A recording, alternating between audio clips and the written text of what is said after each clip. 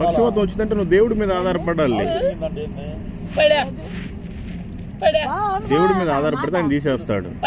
పాపం అంత ఏడుస్తున్నావు, నీలో ఉంది ఇంకా అది. దేవుడు నిన్ను ప్రేమిస్తున్నాడేమో, అందుకే నీకు ఒక చివరి అవకాశం ఇద్దామని మమ్మల్ని పంపించాడేమో.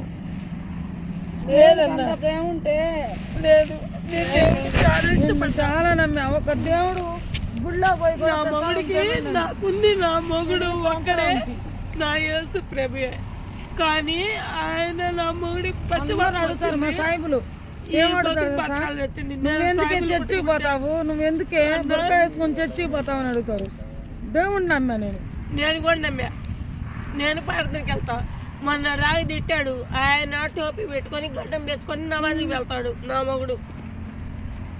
కానీ నా బతికే మీరు కూడా ముస్లిమా? కానీ తప్పుడు. మీరు హిందువా? మీరు క్రిస్టియనా?